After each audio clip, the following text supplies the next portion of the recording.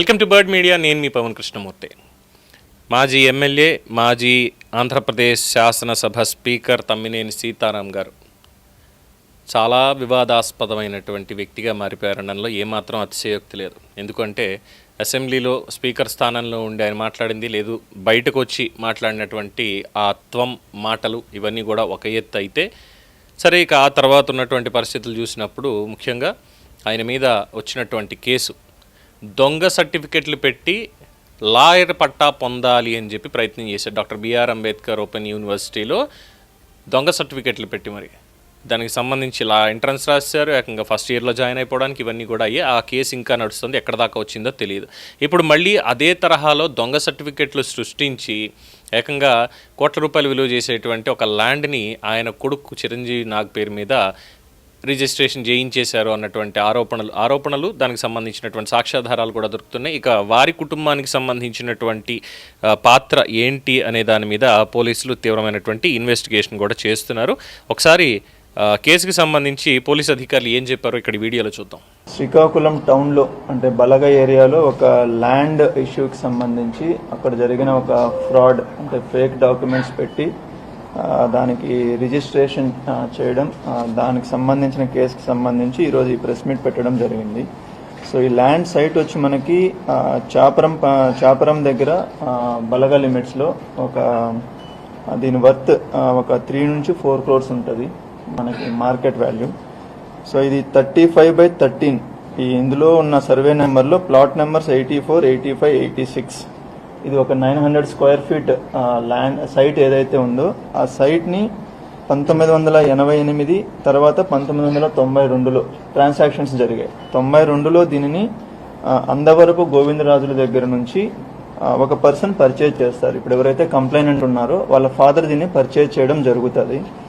But వీళ్ళు ఏంటంటే ఉద్యోగరీత్యా వీళ్ళు హైదరాబాద్లో సెటిల్ అయి ఉంటారు, ఇక్కడ లేరు. సో అప్పటి నుంచి ఆ సైట్ ఖాళీగా ఉండడంతో ఇక్కడ కొంతమంది ఏం చేశారంటే దాన్ని అందవరపు గోవిందరాజుల యొక్క డాటర్ ఎవరైతే ఉన్నారో వాళ్ళ దగ్గర నుంచి పర్చేజ్ చేసినట్లు ఒక డాక్యుమెంట్ క్రియేట్ చేసి రిజిస్ట్రేషన్ చేశారు.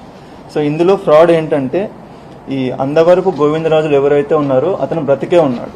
బట్ వీళ్ళు ఏం చేశారంటే అతను చనిపోయినట్లు ఒక ఫేక్ డెత్ సర్టిఫికెట్ ఒకటి తీసుకున్నారు. అంటే అతను చనిపోయాడని చెప్పేసి ఒక సర్టిఫికెట్ తీసుకొని అదే సర్టిఫికెట్ పైన ఒక ఫ్యామిలీ సర్టిఫికెట్ కూడా ఒకటి తీసుకున్నారు. ఏంటంటే అందవరపు గోవిందరాజులకి ఒక్కరే డాటర్ ఉన్నారు, ఆవిడ పేరు అందవరపు రజని అని చెప్పి ఒక ఫ్యామిలీ హైర్ సర్టిఫికెట్ కూడా తీసుకున్నారు.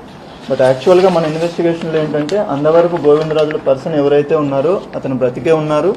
అతనికి 3 పిల్లలు, 2 అబ్బాయిలు, 1 అమ్మాయి ఉన్నారు.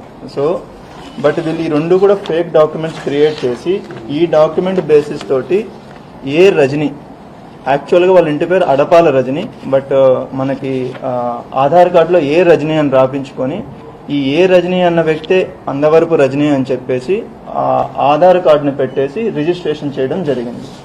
రిజిస్ట్రేషన్ చేసేటప్పుడు కూడా ఏంటంటే ఇందులో ఏం చేయాలంటే యాజ్ పర్ రిజిస్ట్రేషన్ యాక్ట్ మనకి చేయవలసింది ఏంటంటే 5 lakhs అబౌవ్ ట్రాన్సాక్షన్ ఏది ఉన్నా కూడా దానికి పాన్ కార్డ్ తీసుకోవాలి. బట్ ఇక్కడ ఎక్కడ పాన్ కార్డ్ అన్నది సబ్ రిజిస్ట్రార్ గారు తీసుకోలేదు.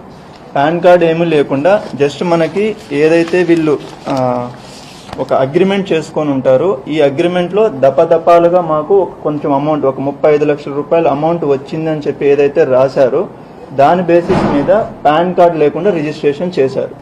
బట్ మనకు అదే రిజిస్ట్రేషన్ యాక్ట్లో ఇంకొక ఆల్టర్నేటివ్ ఏముందంటే ఇన్ కేసు ఎవరికైనా పాన్ కార్డు లేకపోతే ఫామ్ 60 ఫిల్ చేయవలసి ఉంటుంది. ఫామ్ 60 ఫిల్ చేసి అందులో సోర్స్ ఆఫ్ ఇన్కమ్ చూపించి మేము ఈ ట్రాన్సాక్షన్స్ చేశామని చెప్పి వాళ్ళు ఒక సిగ్నేచర్ చేయవలసి ఉంటుంది. దానికి సంబంధించి ఫామ్ 60 ఏదైతే ఉందో ఆ ఫామ్ 60లో కూడా ఎక్కడా వీళ్ళు సిగ్నేచర్స్ కూడా లేవు.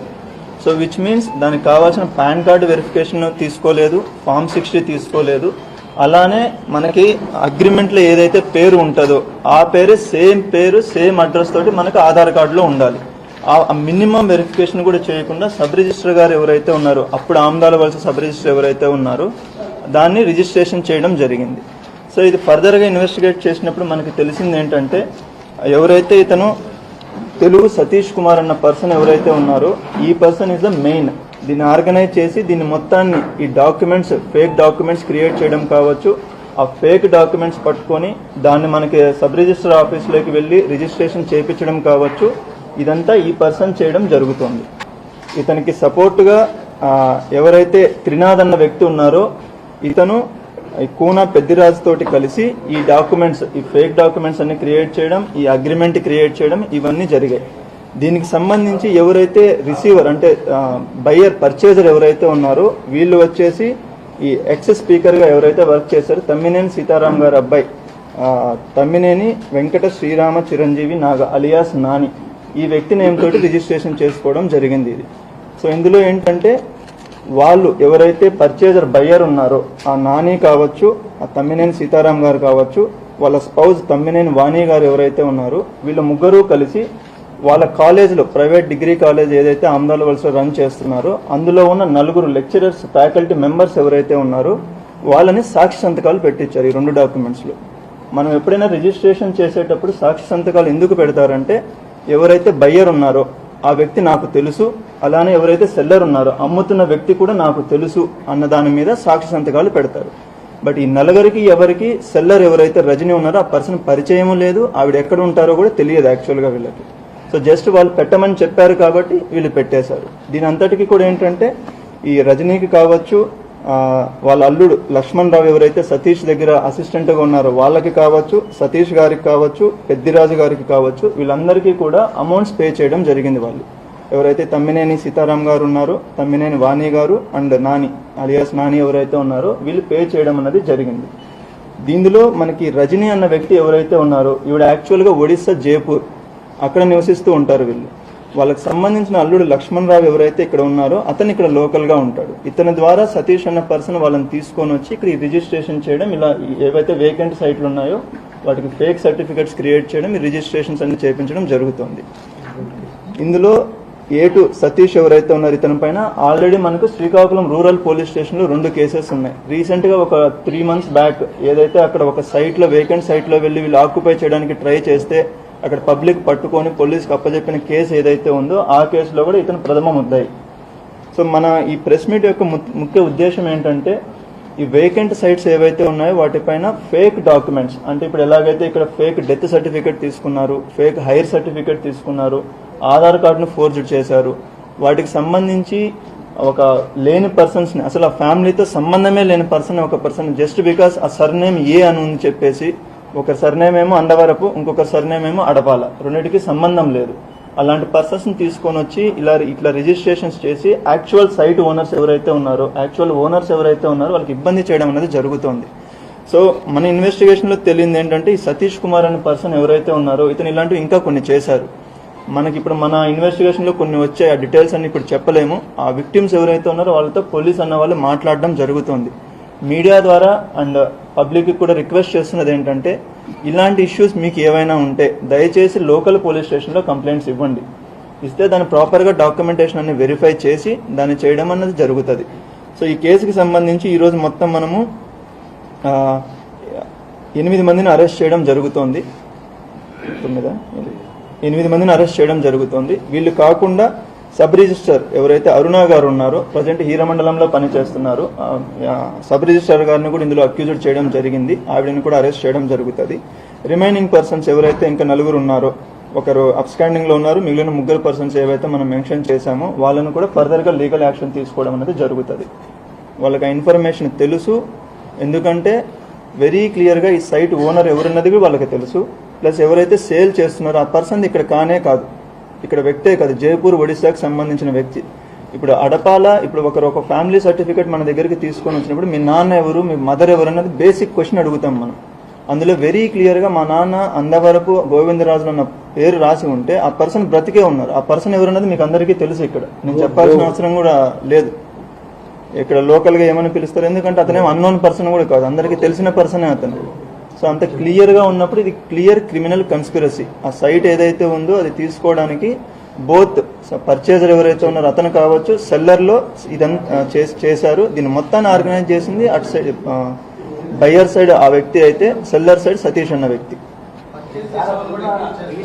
ఆ పర్చేజ్ చేసిన వాళ్ళు ఎవరైతే ఉన్నారో తమ్మినేని చిరంజీవి నాగ అలియాస్ నాని అండ్ దీనికి మొత్తానికి కన్స్పిరసీ కింద ఎవరైతే తీసుకొని వచ్చారో తమ్మినేని సీతారాం గారు, తమ్మినేని వాణి గారు, వీళ్ళు కూడా ఈ కేసులో అక్యూజ్డ్. వీళ్ళపైన కూడా మనకి చట్టపరంగా చర్యలు తీసుకోవడం అనేది జరుగుతుంది. ఇప్పుడు మీరు చూడొచ్చు అక్కడ అందవరపు గోవిందరాజులు అంటే ఆయన బ్రతికే ఉన్నారు. ఆయన చనిపోయినట్లు ఒక సర్టిఫికేట్ తీసుకొని ఆయనకు 3 పిల్లలు, వాళ్ళకు ఒకే కూతురు ఉన్నట్లు తీసుకొని ఆ కూతురు కూడా ఎక్కడో అది తీసుకున్నారు. మనకి ఈవెన్ ఇది మున్సిపల్ కమిషనర్ నుంచి కావచ్చు అండ్ రెవెన్యూ అథారిటీస్ నుంచి కూడా కావచ్చు, ఆ సర్టిఫికేట్స్ ఏవైతే ఉన్నాయో క్లియర్గా అక్కడ నుంచి ఇష్యూ చేయలేదు, వీళ్ళు బ్రతికే ఉన్నారనేది క్లియర్గా వాళ్ళు కూడా మనకి డాక్యుమెంటేషన్ ఇవ్వడం జరిగింది. ఈ ఫేక్ డాక్యుమెంట్స్ ఎక్కడ క్రియేట్ చేశారు ఏంటి అనేది ఫర్దర్గా ఇన్వెస్టిగేషన్ చేయాలి. సో అందులో ఎవరైనా అధికారులు ఉంటే మాత్రం 100% వాళ్ళని కూడా ఇందులో అక్యూజేట్ చేయడం జరుగుతుంది. సో A1, A2, A3 అనేది అది పెద్ద ఇంపార్టెంట్ కాదు. ఓకే, అది జస్ట్ ఊరికే 1, 2, 3 నెంబర్స్ వేస్తాం కానీ ఇప్పుడు A1 ఉన్న వాళ్ళు ఎక్కువ చేసినట్లు, A10 ఉన్న వాళ్ళు తక్కువ చేసినట్లు కాదు. మనకి ఇప్పుడున్న ఇన్వెస్టిగేషన్ ప్రకారం, ఇప్పుడు వస్తున్న నేమ్స్ ప్రకారం అది తీసుకొని వెళ్తాము. ఫైనల్ ఛార్జ్ షీట్లో ఎలా వేస్తారు, ఎవరిపైన ఏం సెక్షన్స్ వస్తాయి అన్నది ఇంపార్టెంట్.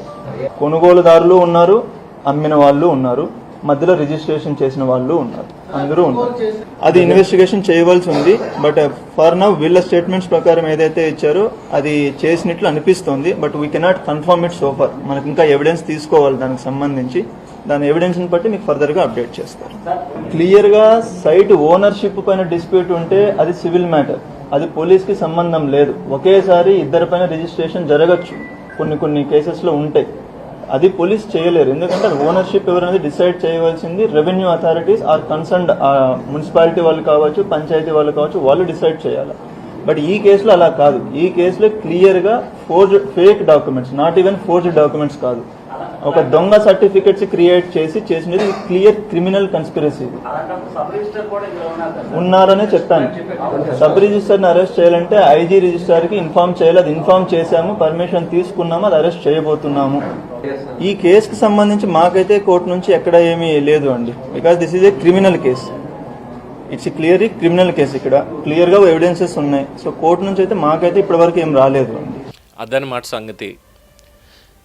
ఇలా జరుగుతున్నాయి రాష్ట్రంలో అనేక సంఘటనలు, ఇలాగే జరుగుతున్నాయి. బతికున్న వాళ్ళు కూడా చంపేసి, నువ్వు బతికే ఉన్నావని గ్యారంటీ ఏంటి, సర్టిఫికెట్లు అట్టరా అని చెప్పి పిలుస్తారు అధికారులు. కానీ ఈ దొంగ సర్టిఫికెట్లు ఇవన్నీ పుట్టించేసి వాళ్ళని చంపేసి వాళ్ళ పేరుతోటి మాకు అమ్మేశారని చెప్పని ఇంకోటని చెప్పి రికార్డులు సృష్టించేయడం, ఆస్తులు కొట్టేయడం ఇలా జరుగుతుంది. దీంట్లో 8 మందిని ఇప్పటిదాకా అరెస్ట్ చేశారు. అండ్ ప్రస్తుతం కుటుంబ సభ్యులు, తమ్మినేని కుటుంబ సభ్యులు A5, A6, A7గా ఉన్నారు. వాళ్ళ మీద కూడా పూర్తిస్థాయి సాంకేతిక డాక్యుమెంటెడ్ ఎవిడెన్స్ ఇవన్నీ కూడా కలెక్ట్ చేసే పనిలో పోలీసులు ఉన్నారు. అలాగే దీంట్లో ఏమేమి పెట్టారనేది చూస్తే నకిలీ పత్రాల సృష్టి, ఫోర్జరీ, భూ కబ్జా కుట్రతో ప్రత్యక్షంగా అనుబంధం ఉన్నటువంటి 8 మందిని అయితే అరెస్ట్ చేశారు. బతికున్నటువంటి వ్యక్తిని కూడా చంపేసి తప్పుడు వారసత్వ పత్రాలు వీటన్నిటితోటి కూడా విలువైనటువంటి భూమిని కొట్టేయాలి అని చెప్పి చూశారని బాధితుడైనటువంటి యజమాని కుటుంబ సభ్యులు ఇచ్చినటువంటి లిఖితపూర్వక ఫిర్యాదు మీద ఈ కేసు నమోదయ్యింది. అండ్ రేపో మాపో నిష్పక్షపాతంగా ఈ కేసు విచారణ జరగడం, మరి సదరు పని చేసినందుకు గాను వారికి పడాల్సినటువంటి శిక్ష ఇవన్నీ కూడా త్వరలోనే పడతాయి. అధికారం ఉంది కదా అని ఇష్టం వచ్చినట్టు అన్నీ చేశారు. ఇప్పుడు అవన్నీ కూడా ఒక్కొక్కటిగా బయటకు వస్తున్నాయి. ఇలాంటివి ఎన్నో ఉన్నాయి. ఇవన్నీ కూడా ఇప్పుడు బయటికి వచ్చి తీరాల్సిందే. కర్మ ఫలితం అనేది ఒకటి ఉంటుంది కదా, అనుభవించాలి. దీని మీద మీ అభిప్రాయం తెలియచేయండి. చూస్తూనే ఉండండి ది బర్డ్ మీడియా. ఈ వీడియో మీకు నచ్చినట్లయితే లైక్ చేయండి, షేర్ చేయండి, సబ్స్క్రైబ్ చేయండి. మరిన్ని అప్డేట్ల కోసం మా వాట్సాప్ ఛానల్ను ఫాలో చేయండి.